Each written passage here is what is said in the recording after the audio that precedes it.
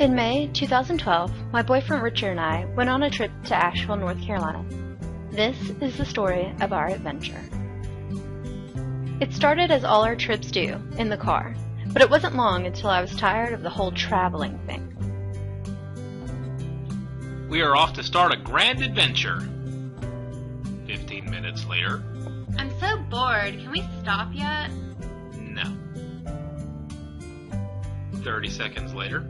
I want a grande marble mocha macchiato. This will never end. After a couple of hours and a few more stops, we finally made it to our destination. The lush, green mountainsides of Asheville welcomed us with open arms. After settling into our cabin room, it wasn't long before we decided to go out and enjoy the countryside. We soon discovered the cabin we were staying at kept a small farm on the property. They had a whole mess of animals, including cows, chickens, and of course, goats.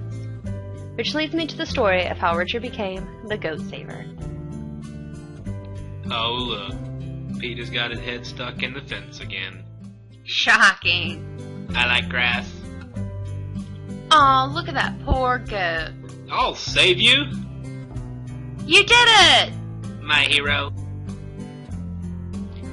After telling our story to the owners, they revealed why they named the goat PETA. Because it stands for pain in the... I think you get the rest. After we had our fill of the landscape, we thought we would brave the city. We found a lot of interesting places to go, like the Biltmore, a big, old mansion where a bunch of rich people used to live. After a few hours of looking at all their old stuff, I was ready to move on to the fun stuff.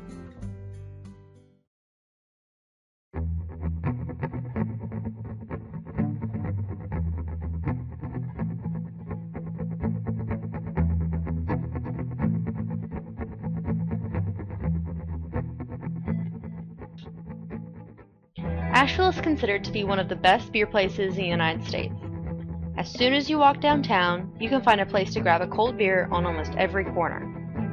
We decided to stop into Bruising Ales, a beer store that sells different beers from all over, including ones made right there in Asheville. As you can probably guess, we didn't leave empty-handed. Now, I don't want you to think we spent the whole time drinking beer. We stopped for food every once in a while. We enjoyed a big plate of ribs from the Biltmore, a hamburger pizza during our visit to the Asheville Brewing Company, and we even found a great place called Pack's Tavern, where we enjoyed handmade pasta and decadent desserts. But most of the time, these meals just led to more drinking. I mean, we had a great time exploring Asheville over the 3 days we were there, even if we ended up regretting a few of those drinks.